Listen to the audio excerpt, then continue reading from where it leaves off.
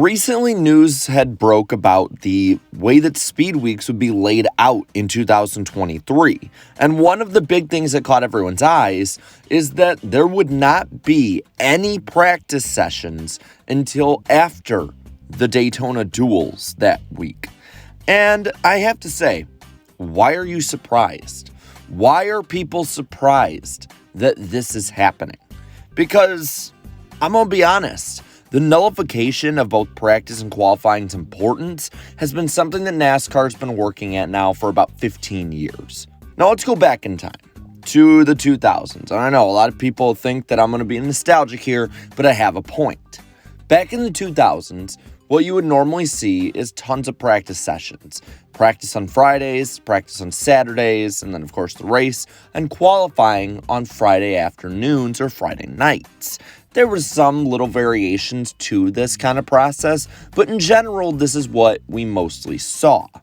Well, by the early 2010s, NASCAR started to move stuff around. At first, it was small. Saturday qualifying sessions instead of Friday, or maybe qualifying sessions in the morning instead of the afternoon. Different things like that, but tweaking the formula. Then there were shorter practice sessions. Maybe there was one happy hour and then maybe a 90-minute practice session instead of a 2-hour practice session. Things that most people didn't even notice or didn't even talk much of, but things that made a difference over time. By the mid-2010s, you had multi-car qualifying. That was a thing. It was NASCAR's way to spice up what they saw as being too boring. Of course, in 2015, we saw the natural outcome of this by a huge-ass crash in Daytona 500 qualifying. Then, over the next 5 to 6 years, this changes as well. Suddenly, you're having multi-car qualifying in sessions with multiple rounds of qualifying. That way, you can try and make it more entertaining for the entirety of the process, and the fight for the pole is now a mystery until the last 10 minutes of the broadcast. Well, then you also have things in the lower series like heat races, where they're trying to spice it up on race day to set the field for, say, a Bristol race in the Xfinity series. And then the pandemic hits. There was no qualifying or practice at all, and a lot of this was honestly something I can understand. Cutting costs was a big one, but at the same time, limiting the contact that people had during COVID pandemic, when we didn't understand or know much about how COVID was. Again, I get this, and to this day, I think during 2020, this was the right call. Unfortunately, we've only made it more confusing after the pandemic, and this is where the big problems come into play. Nowadays, we have 20 or so minutes of practice at most tracks and races on a weekend, and there's 5 or 6 or however many different formats, depending on the track, for how to set the field. There's almost no point to qualifying at this point because it's just complete madness.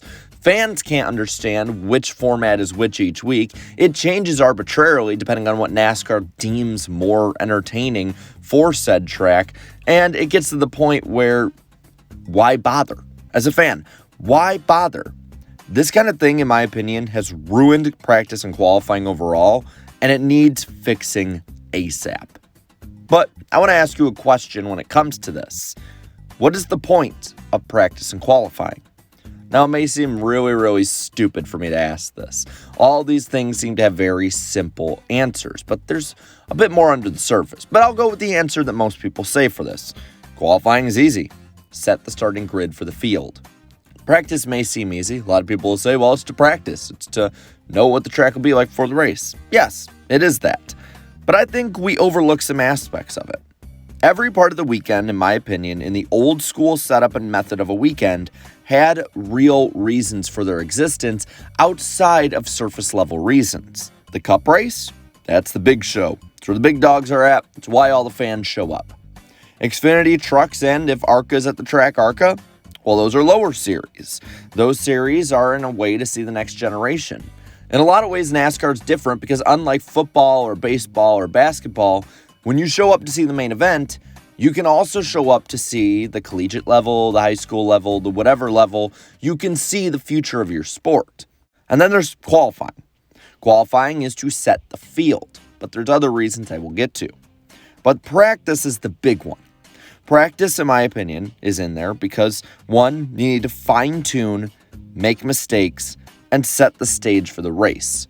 We understand who the favorites will be going into that race on more than just, well, our car seems good in the simulation. Just like the simulation. Making mistakes helps you fine-tune those things, so you're not making those same mistakes with a setup or a car or a mechanical issue during a race. So, in a way, it helps make the product better. For instance, if you had a new car that had a prone problem of wheels falling off, maybe more practice could have helped you figure that out quicker. See, it's almost like the people who originally set up the way NASCAR weekends were like, knew what they were doing. There were reasons for it. And this is why I think both NASCAR and the networks have ruined practice and qualifying in the weekend. I fully imagine that originally the networks pulled NASCAR aside and said we need more entertainment, especially in qualifying. As NASCAR's initial popularity dipped, well, NASCAR would be forced to agree. The networks paid a lot of money and they need to get a bang for their buck. But NASCAR, in their attempts to shorten weekends, has now used cost-cutting as their excuse for why they can't have practice or qualifying. Well, cost-cutting wasn't a reason why IndyCar, F1, other racing series can't have qualifying even post-pandemic. And listen, there's plenty you can cut. I know people don't like schedule cutting or different cutting like that, but hey, I know one. Cut 100 miles off the 500-mile Texas race in the playoffs. That's a start. That'll save gas. That'll save a lot of money from crashes, engine issues, or so forth. Yeah, what's so great about dumb old Texas? But overall, I kind of call BS on the cost cutting. The next gen is what's meant to be the cost cutting in NASCAR, and that's over time, year over year over year. And the networks have openly called for more of this so they can fill up their network time. In my opinion, what they're doing is trying to get a quick bit of entertainment to chase. So I have a solution. Call me old school, but go back to single car qualifying. And have one 60 to 90 minute practice session a weekend. Now, on the qualifying front, not everything has to be riveting entertainment. And people, especially younger people in America, need to understand this. You do not need to be on the edge of your seat for every single aspect of a sport. For instance, qualifying in a lot of ways could be compared to, let's say, warm-ups in football. Yes, they are important. You go to see them. But if somebody is tearing their ACL in warm-ups, that's a problem. NASCAR's the same way. This whole session, qualifying, is meant to be to set the field. And there's entertainment that can be taken out of it too. A driver or drivers who are on the edge of control are entertaining in their own right. Look at all-star race qualifying, for instance. That is mostly single-car qualifying, depending on the format, and it is amazing to watch how much speed they can get out of their cars. And you have the added benefit of giving sponsors and fans a guaranteed TV spot to see their car and or driver every weekend. Now, practice, of course, gives the teams a better chance of fine-tuning their cars so dumb mistakes aren't happening, and it's one longer or substantial practice. I agree that 3 to 4 practices a weekend of an hour to 2 hours is overkill, and I think you can really save some money there with fuel and tires. But these guys need to have some opportunity to get their cars set up, and these networks do need to fill up their time, especially FS1. Let's be honest. What's really on FS1 during the week that's all that riveting compared to NASCAR practice? And the thing with practice, the big one, is it helps younger drivers learn new tracks, and since NASCAR has had this affinity of going to a lot of new tracks recently, it helps NASCAR as a whole get a grip on new tracks. That's just my thoughts, though. I want to know now what yours are. So let me know down in the comments below. All right, leave a like in this video, share this video, and subscribe to my channel for more great NASCAR content. Thank you to all my channel members for your continued support, and until next time, have a good one.